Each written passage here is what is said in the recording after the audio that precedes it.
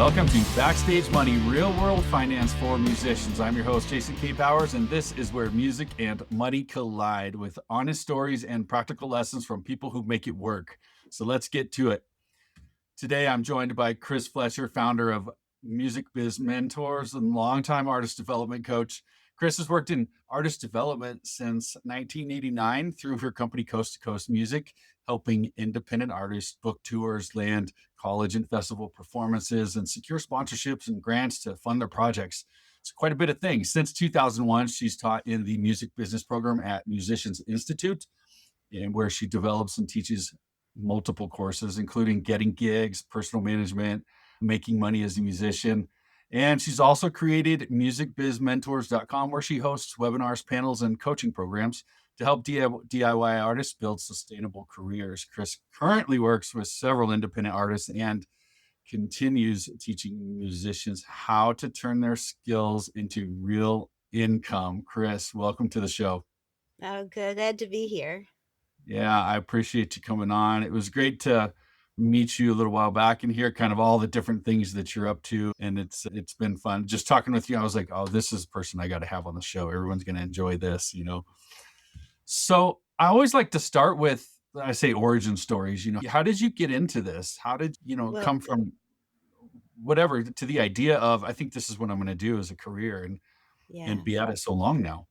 So I started when I was 20 and I just started going to see bands, and one of the biggest deals was is that if I liked a band, I had a caravan of people that would follow me. And so I guess it was an influencer back then, but we didn't call it then. So I was crazy about live music. I would drive 4 hours to see a band, see them for an hour, drive 5 hours home, and then I go to work the next day. So there Yeah. are crazy fans like me out there. Right. And so I still to this day, I sit, if I go and I'm helping out with a show or something, you'll find me behind the merch table. That's where it all started, is this merch table. And so it was all cover bands. It was in Philadelphia and New Jersey. That's where a lot of the music was. And then little by little, I just started helping them out more. I'm always, doing the email list and the mailing list in the olden days and stuff like that. And then I was working with one band that broke up into three, and then all of a sudden I'm managing 3 bands by the time I'm 24. Again, no internet, no books except the Passman book, which is boring as can be, we still have. And I never picked it. I felt like it picked me. I went to business school. I worked for the post office during the day and I did this stuff at night. And then, 1989 or 88, I said, I'm not going to be here anymore. There's too much snow.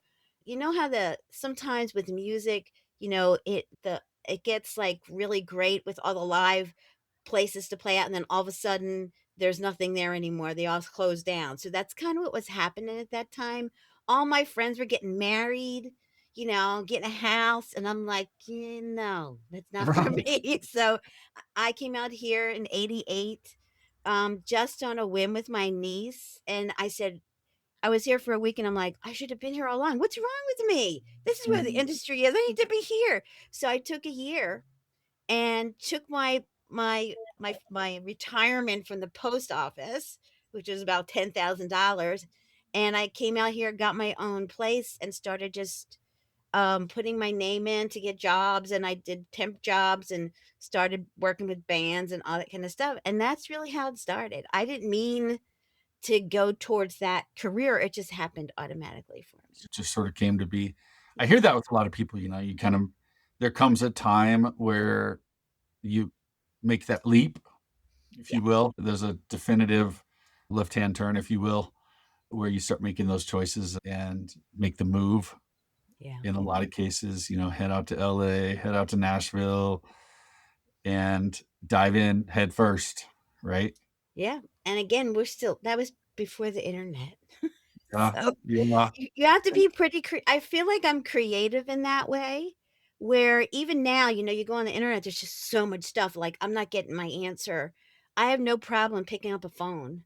mhm, Or I actually worked in a library all through school and stuff like that. I like the research kind of thing. And so it doesn't necessarily, I mean, I'm never afraid to call somebody and say, "Hey, do you know this? Do you know somebody that can help me with this?" Yeah. And that's the best way still to be because people don't have secretaries anymore. You can just call and ask for them, and they're like, "Hello," and you're like, "Oh." So then you have to, Oh, they actually do answered. that kinda stuff. So Oh, so I never had I'm not worst they could say is say, "No, go I don't wanna talk to you," that kinda stuff. So yes. I've always been okay to just speak to people and never be afraid to say that I don't know somebody. 'Cause Mhm. there are people like that, I've known from school, and they're pretty well-known teachers in their craft and stuff, and they'll go, "Do you know this person?" I'm like, Mm, "No." They go, "You don't?" yeah. I'll tell you what, let me introduce you, kind of stuff. So I've never been afraid because you'll say you'll know it and you'll walk in the door and the person will be there. You didn't even know who they are, Uh-huh. And so I'm never afraid to to just, I'm always learning. You can't know Mhm. everybody, that kind Mm, of stuff. yeah. So I just started, working with bands and, with my first job out, my first not non-paid job, we called it helping somebody out, not interning, was with a woman by the name of Deb Rosner who founded Poison, Okay. and she did publicity and promotion, and there was a friend out here that I met from back east, and his girlfriend knew her, and I just started going in twice a week, and she was doing publicity and promotion for small bands, and we call them baby bands because they weren't signed yet, and some sign bands, and I wanted to know how it worked here. Because East Coast is different than West Coast, I think. You go on the radio, you can get on the radio East Coast, you can't do that here. So it was a whole different ballgame. I was really concentrating on press here. And so I was never afraid to talk to anybody. And I was helping her out for 3 months. And then she got a big job and I took her baby bands on. Yeah. So and then that was doing publicity. But then it ran back into management again because I got all involved and all Mhm. that stuff. Mhm. So that's the real beginning story of all that kinda stuff.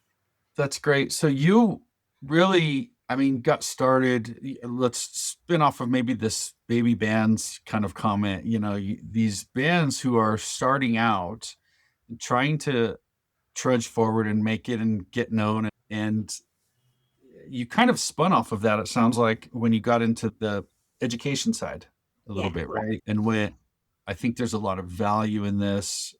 More musicians need to know yeah. how to make a buck, really. Yeah, I mean, it was because I was working when you work with a beginning band, they have no money.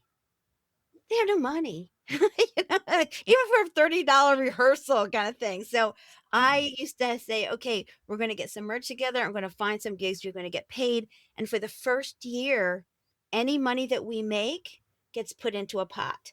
You don't take any of it." So, every week, I'm not saying, "You're paying for rehearsals, we have to go and record, everybody's gotta pitch in $100, all that kinda stuff, and so, they had to agree, and actually, I didn't take any money either. So Mhm. I had to really believe that it was gonna happen to be so we would have some money to do something because 'cause I'm not here to fund them. Yeah. I don't know who they think is gonna pay my bills, that Yes. kinda stuff, and I think really that's where the teaching kinda came in. Kenny Kerner, who ran the music business department, he actually also worked at Music Connection, so when I was trying to get publicity, we struck up a friendship, and then he said, I'm teaching this class over at Music Institute, it's the only business class, it's called Music Business Basics. And would you come in and tell people what you do? And I went, okay. So I came in, I was telling what I was doing, booking and doing that kind of stuff. And he goes, would you like to do a course? Mhm. I said, what does that mean? He said, like 2 hours, 10 weeks. I'm like, oh God, I don't know if I had that much material. Right. And so I went home and I figured out, I was like, oh, I guess I do. Uh, So- and there was no music business department yet. And so 2 years later, he finally developed a music business department, and then he said, "What else do you wanna teach?" I'm like, yeah. "I can teach touring," Mhm. and so I kinda got really good at writing up the lesson plans and all that kinda stuff, and so then little by little and I also was he also asked me, like, 2 years in it was like 2006, I think it was. He said he called me out of the blue going, "Hey, Chris, we have this guy here that's doing the internship, and he's gonna leave. I think you'd be really good at this." And I said, "Kenny, Hollywood every day? I don't know." That, right? He goes, "You'd have your own office, and there's only 20 students for right now, and then it's only 20 hours a week, and you can, do your band stuff." And I'm like, "I don't know. Like, I don't think so." I said, "I don't know." I said, "But I'll still teach my classes." He goes, "I don't know if I want a teacher to do that." I said, "Forget it, then ask somebody else." Right? So Yeah, a week later, he goes, "What would it take for you to do that?" And I yeah. said, "Why?" He said, I "Because I just interviewed 3 people that I won't let walk my dog." Funny. So Or for 6 years, I did the internship at school because we have a music business program that is a requirement that they do 120 hours with an internship company or else they do not graduate. So it was a one-to-one thing. So I was doing that. I was really like I really, like, was into I could call anybody at Sony or Universal and all that kind of stuff, but I was so busy, I couldn't use the contacts, Mhm, that kind of stuff. So, little by little, and then I finally just, kinda gave it up. I've done that off and on, I started really 6 months after I was here. I answered an ad for a small record company, mhm, and I was in the front office in charge of the inventory and all that kind of stuff, and 6 months later, the girl that was in charge, she left. Went right into her position. And I was still working with the bands. I'm still doing mhm. that too, Yeah. And so I was there for 7 years, and then I had enough to break off and and then the teaching started, and so you always have to it's calling diversify. Yeah, that's right. For musicians and for me, as an independent, whatever we're doing, we're always looking for work in the future, Yeah, right? yeah. And no matter, because anybody can quit on me. I've had people quit on me, and I learned early on I can feel that happening, kind of step back a little bit and go from there. But yeah, I mean, I've had a lot of success with some of the bands that I've worked with, including, having like a major Budweiser sponsor and 18 equipment endorsements before we were signed, and publishing deals and a couple record deals here and there and stuff like that. But technically a band doesn't stay together longer than 5 years. Mhm. Inter Usually, like they are, kinda stuff. So you gotta squeeze everything you can out of the 5 years to do that kinda stuff. Yeah. And I'm always looking. I have about 5 artists and bands that I watch all the time. They know who I am, and if somebody decides they're gonna take a break or they don't, or they don't wanna do this anymore, I can go to them and say, "Hey, do you wanna work with me?" And I don't think it would be they jump at it because they're doing everything themselves, kinda thing. Mhm, So mhm. that's kinda how I work with any of Yeah, that stuff. I like the idea of going after using musician skills to do more than one job, yeah. So whether they I said it in class the other day because it was our last class, and then we have finals next week, so we're on a quarter basis. And I said, "Listen, it's about diversifying your skills. That's where it's gonna be. Think about what happened when the pandemic hit. Mhm. You went on tour all the time. You can't do that anymore. What else can Right. you do? Can you do your videos? Can you record more music? Can you Mm, do stuff online?" It's always like that, and boy, the pandemic made us be more techy. yeah. We Yeah, did isn't everything that the more. truth? I mean, we really watched a ton of artists online all of a sudden that were, had really accelerated, let's say, the online presence, the videos, the day-to-day stuff, more day-to-day stuff, and what Yeah, it's like, and so I think that was helpful for a lot of artists who could jump on the opportunity, I guess, and yeah, stay engaged and stay relevant in that. And we'll talk about in a little bit kind of the promotional side, just a couple mhm, ways you can stay maybe relevant in the promotional right, side. And that's what reminds me of when you talk about diversification. It's mhm, same in your own music business. It's diversification, and from a promotional standpoint, how many different things can you do right, to promote yourself? I say, well, before an artist can grow, I think there's something to be said about, as you put it, when we were talking earlier about musicians need to take stock of their skills and experiences before trying to grow. And exactly. I think, how do musicians honestly evaluate, what level they're at? Well, it starts with how many songs you have, how Mhm. many songs you have written, how many songs you have recorded. That to me, the beginning is you're writing and recording your music. That's number 1, if you don't have any music, I can't help you. I don't do that, that kind of stuff. Mhm. I don't sing background. I don't do any of that Yeah. stuff. You And wanna write so it for me, songs. it's pushing them to keep, they got to keep writing anyway, but you got to have, and especially if you're just starting to write, every song isn't going to be great. And so even joining a songwriting group or something like that, I did that with I had a Brazilian artist I work with, and she was writing songs, but she wasn't finishing them. So I said, I know this group that gets together once a week. It's like $35 a session. And I know the woman who does the session. I want you to go. And she was like, oh, I said, you going? I need you to Yeah. go. I made the call. You're going, right? And I think she was just afraid she wasn't good enough.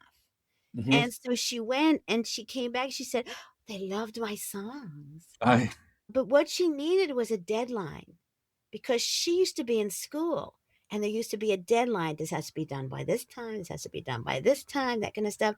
And she needed the deadline. She wasn't able to do the deadline herself in the songwriting, but so the group helped her do that with herself, that kind of stuff. And so it really has to do that. That's what it starts with more than anything else. And while you're writing and doing all that kind of stuff, you kind of get to know what kind of artist you are. And I always say, and actually, she one day texted me, "What's my music mission?" And I'm like, "Oh, she's looking at something about marketing. That's cool." And I'm like, "What is your music mission? I can't text that to you. Let's talk about it now. What are your songs saying to the world? What are you trying to say to the world? It's, what are you trying to portray? Who do you want to listen to it? Not just ages, but what do they do? Where do they go to listen to music? That kind of stuff. So instead of going back to, well, it's between the ages of 15 to 25, well, what do the 15 to 25-year-olds do? What do they do when they listen to music? How do they do that kind of stuff? And so that's why, I mean, before when Tower Records closed, I knew everything would change because there was nowhere for people to go to listen to music or to buy it.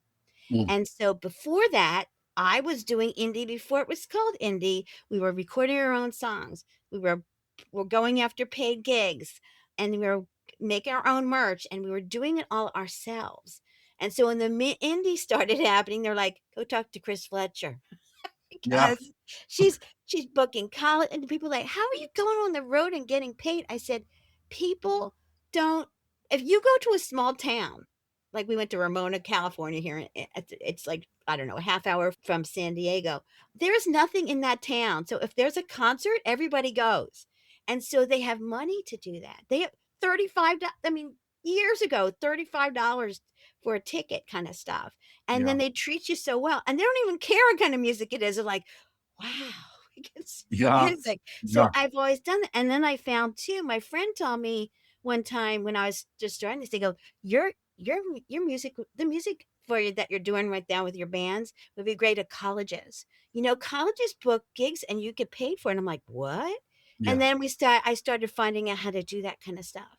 And so you can go anywhere in the United States, and a college is doing a noontime concert and paying you 500 to $1,000 to sing for the lunch Mhm. hour kind of stuff. Mhm. And Mhm. so I've been doing that for a long time. And there's so many opportunities that people don't think when you're performing. We celebrate everything here in California.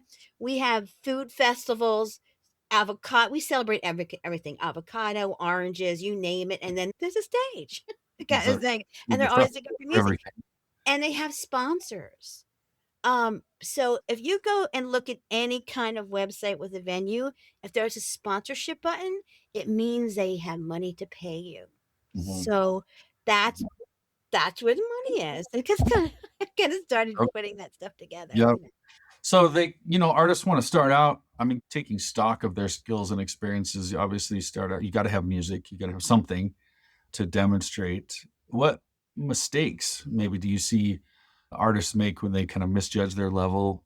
I think a girl came up to me after class the other day and she said, "So, can I have a question?" I'm like, "Yeah." She goes, "So, I'm a perfectionist. So, I haven't really released any of my music yet." I said, "Girl, let that go." I Mm, said, "You are never going to be happy. You'll be happy for a second, but then you go, oh, I can add this, right?" And I said, The everyday person does not know that you added a sax player or extra voice in it. I'm an everyday person. I'm in the industry so I can hear it and a musician can hear it, but the everyday person does not know that. So I said Mhm. to a couple of your friends, people who like what you do, and if they say sounds good to me, then put it up there. So Yeah. putting it out there, right? Right. I said because it's going to change. As whatever you have in recording, when you start performing it, it's going to change. And so you don't every time it changes, you don't record it again. You got to keep growing into that kind of stuff. Mhm. So that's the biggest thing. When I saw somebody, oh, we've been recording our 3 songs for the past year. And I'm going, what? What are you talking about? A year? You like, Right. no, let it go. Yeah. And, also just getting a little bit of your business together. I tell while you're writing songs, you can go to GoDaddy or domain name and get your domain name of your band or yourself, or you always get the .com. And I said, you can start a social media page, let people know you're doing music. You don't have to do anything major, just, let people know with that Yep. kind of stuff. I Start like I like how you said once, you said that business stops when you stop creating. exactly. And I think that's a great way to put it. Business stops when you stop creating. So let's talk about that idea. Like what business habits, maybe no matter at what level an Yeah, artist I can mean, have and to, I say you can promote at any level. yeah. You have one song, you can promote it to the world. And somebody was complaining. Yes, I went to a webinar, a workshop at school yesterday, and people were talking, well, how do I get money from streaming? And I'm sitting there going, you can't get money from streaming, not unless you hire somebody to help you with that stuff. But there's plenty of other ways to make money. But we have to do it. We have to do the new stuff. You That's how people find you. Yeah. So stop fighting it. We can't fight the new business that is happening. We just has to go with the flow, that kind Mhm. of stuff. And even to the point where if you have a song, if you don't know what metadata is, go to YouTube and say, how do I put metadata on my songs? Because it's a little square that pulls up and says who you are, how to find you, what the song is about. And if somebody in the industry, like from Bravo, listens to the song and wants to see it, they look to see if that information's on there. And if it's not, they move on. So there's a couple things that when people, you never know who's going to find the song. I had 2 students that came in to do my open counseling the other day, and they said, we're in a band and we have some music out, and somebody found our song and wants to use it for their podcast and wants to pay us $3,000. And I said, okay. And they're like, "Is that enough?" I said, "Well, what are you doing with the song now?" "Well, it's up on Spotify and Apple." I said, "That's it? Why would you question that? Take the money." It's Yeah. like, "Take the money. Yeah. Maybe you should be writing for more podcasts." I Yeah. don't know what you're writing about, kind of stuff. And so by putting the music out there Mhm. is where the opportunities come. You Mhm. just got to keep trying a little bit of everything. And I was like, social media, it keeps changing and stuff like that. So whether you're on Every TikTok day. or X or Facebook or whatever it is, Every and day. just be consistent. Mhm. And don't worry about, are people seeing it right this second? If I could get them to post twice a week, I would be so happy. Yeah. Right? And they're going, well, because the one girl graduated and she was saying, I'm going to post every day. And I'm like, we're going to post 3 times a day. And I said, please don't, no, don't start that. You will never do that. You Mhm. will never do that. You don't post once a week now. Please don't do that. Once a week. My artist Harold, since the pandemic, we finally pushed him during the pandemic because he had to. He plays a lot. And so he started doing a 2-song Tuesday. And he still is doing it to this day, no matter where he is in the world. He comes on at 5:30, which is a weird time on Tuesday, right? And does a cover, an original, and makes up a song on the spot. So people give me song titles and I text it to him and he picks one and he makes one up on the spot. So he's That's on for 20 minutes. yeah. So we have about 50 people listening live, Mhm. and by the next week, we have 1,500 to 2,000 people who view it. Mhm. Mhm. So now we need to monetize that. Mhm. right? Get their emails and send them stuff because these are real fans, that kind of stuff. Right. And so it's from doing it once a week. Yeah. Just keep Yeah. doing it. And now we have all those videos. So we started putting pieces, those improv songs on our YouTube page too. Okay. Yeah. Well, yeah, you can take one piece of material and then cut it up and repurpose it multiple times over. It's not that Else hard. year of the month or and yeah, it's that. I like that. I mean, it's creating consistency. I think in the diversification side also, it's building relationships. It's building a network. It's getting out there and not just being, here's me and my music, and let me push it in front of would-be fans. I think there's more to it than that, right? Yeah. I think it's Well, that maybe tunnel visioned, and yes, that's an end goal because without the fans, we're nothing, right? But I think it's promotional work in general. It's relationship building, right, with all aspects of the business. right. It's And networking and with the local music scene, right? It's collaborating with other artists. It's building a mailing list for your community, like you said, monetizing now what you're doing and right. capturing that information so it's not just reactive marketing. I think for the Right. artist, it's not just push on social media, hope they hear it, and hope they go to a show or buy the music. It's let me capture their information, and now I can control how I want to market to them a little bit better. And one is still, and you can ask Google, but the email list is still the one way to get a hold of people. Sure. Remember, we almost lost TikTok last year. Right. So if you are on TikTok and that's all you're on, and any of them can come back and say, you know what? We're not going to be here anymore. Sorry. Or they can say, we're only going to do jazz music now. So you're Yeah. out of luck, kind of stuff. Yeah. So one of the guys last year, I've known him for a while. He was said, I'm going to learn social media. I'm going to put out my new songs and do my graphics and kind of do everything. So I said, do you have an email list? Here people go, oh, she's so old school. And I said, do you want to get an email list? And he goes, I got some people. And I said, what social media are you on? He says, I'm on Instagram. And I said, you're not going to like what I have to say to you. I said, but everybody that's on your Instagram, you need to send them a personal message that says, hi, it's William. I have new music coming out. I want to share it with you. Would you be willing to give me your email? And I said, and always ask for their zip code so you know where they are in the world, kind of thing. And Mhm. so he did it, and he got 300 emails. Nice. And so I saw him on social media. I saw him performing around and stuff. And so he sent a newsletter out, and he said, push this button to listen to my music and all that kind of stuff. And so I saw him. I went out to see him. I said, so how's it going? He goes, well, Chris, I spent a lot of money and time trying to figure out how to advertise and that kind of stuff. He said, but I don't get many like clicks from that stuff. But if I send a newsletter to those 300 people, 95% of the people will push the button. Interesting. Yeah. And I said, can you come into my group and say that? Because they don't believe me. It's still the number one. I don't want to bombard anybody with a lot of emails, that kind of stuff. But a newsletter once a month, if a show's coming up in their area, right close to the thing, that's cool, that kind of stuff. But it's still number one way to get a hold of people.